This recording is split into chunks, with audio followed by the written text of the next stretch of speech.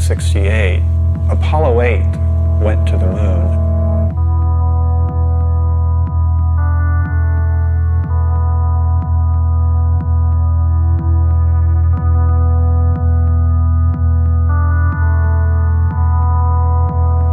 They didn't land, but they did circle the moon. And I was watching it on television, and at a certain point, one of the astronauts casually said, "We're going to turn the camera around and show you the Earth."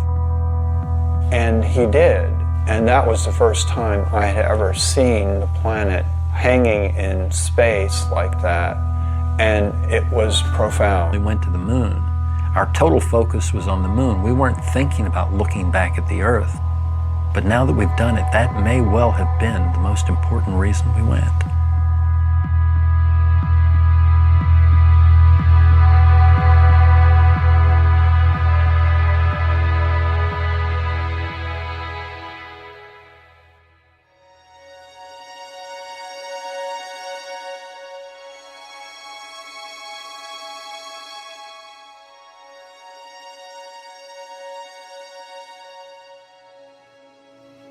Oh, golly, I remember going through launch, which is an overwhelming experience.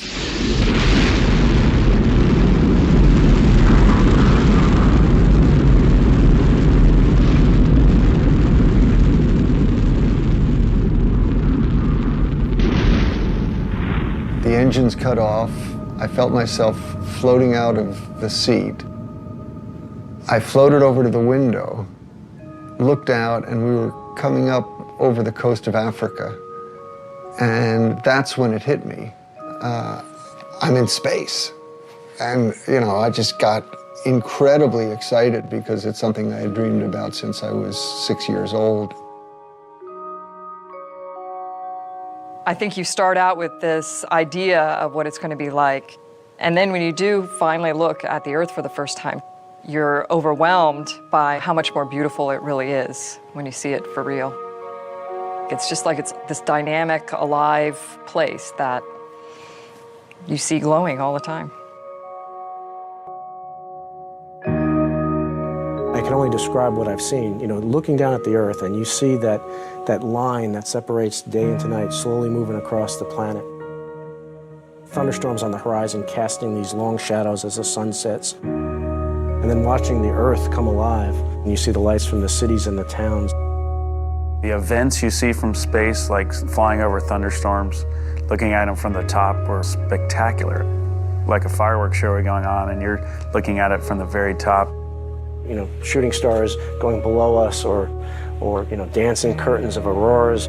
It's just very hard to describe all the, you know, the colors, the beauty, the motion.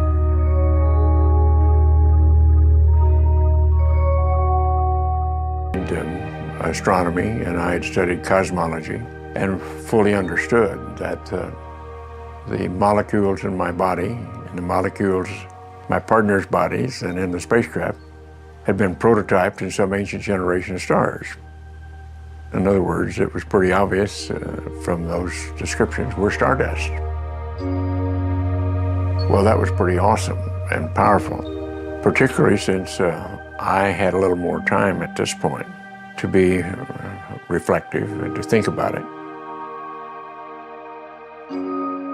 Awe, I think, is one of those words that you have a better understanding of once you see it, too. I felt like, you know, using the word awesome was totally appropriate when it came to describing what the planet looks like.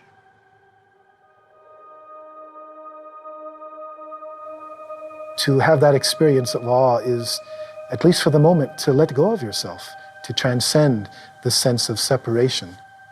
So it's not just that they were experiencing something other than them, but that they were at some very deep level integrating, realizing their interconnectedness with that beautiful blue-green ball. And I was looking out the window, and as I was looking down at the planet, the thought came to me, anyone living in a space settlement or living on the moon would always have an overview. They would see things that we know, but we don't experience, which is that the Earth is one system, we're all part of that system, and that there is a certain unity and coherence to it all. From that perspective, see the Earth as a planet. You see the sun as a star. We see the sun in the blue sky, but up there you see the sun in a black sky. So yeah, you are seeing it from a cosmic perspective. We are in space already. It's just that we haven't brought that into our perspective as we live here on Earth. The overview effect is simply the sudden recognition that we live on a planet and all the implications that it brings to life on Earth. It is striking, and it's really sobering to see this paper-thin layer and to realize that that little paper-thin layer is all that protects every living thing on Earth from death, basically, from the harshness of space. There's this very poetic concept that a lot of people express, that there are no boundaries from space. And I've heard a lot of my astronaut colleagues say that. Unfortunately, it's not true. You do see boundaries. They're mostly the result of human impact. You can see erosion, clear cutting of forests, and you know, it's a long litany of environmental impact that we've had on our planet, and that's something which, when you see it from a cosmic perspective, makes you really appreciate the concept of spaceship Earth. I mean, we're all here together. I think it's quite new and quite shocking because there's been much more of a sense of separation. But if you look at other non-Western cultures, especially in Asia, the emphasis on those has always been on realization that the self and the world are not separate from each other, but that they're really interconnected, that the individual self and the species as a whole is a manifestation of the larger whole. As you go into your mind in a contemplative way, the sense of the living reality of the planet becomes obvious.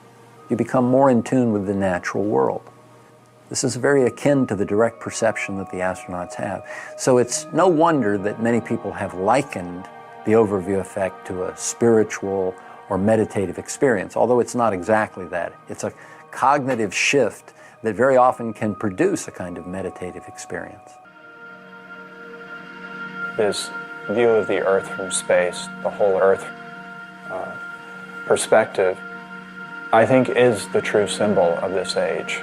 And I believe that what's going to happen is there's going to be a greater and greater interest in communicating this idea, because after all, it's key to our survival. We have to start acting as one species with one destiny.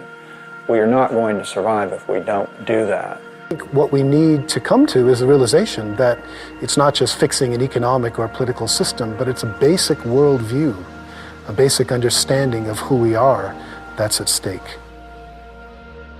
And a part of that is to come up with a new story, a new picture, a new way to approach this, and to shift our behaviors in such a way that it leads to a sustainable approach to our civilization as opposed to a destructive approach. The space station, looking down at the space station, looking down at the, against the Earth, and seeing this, amazing accomplishment, I was thinking, wow, there was 15 nations that worked together to build this amazing orbital complex in space.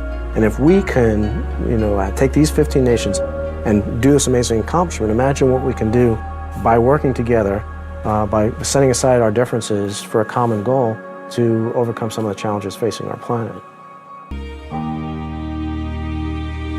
You look back at it and it's placed perfectly from the sun to take care of us, and you kind of take that reverse role on about, okay, well, we need to be taking care of it too, so that it can continue to do that for us. And I don't know how you can't have a greater appreciation for it after you see it that way.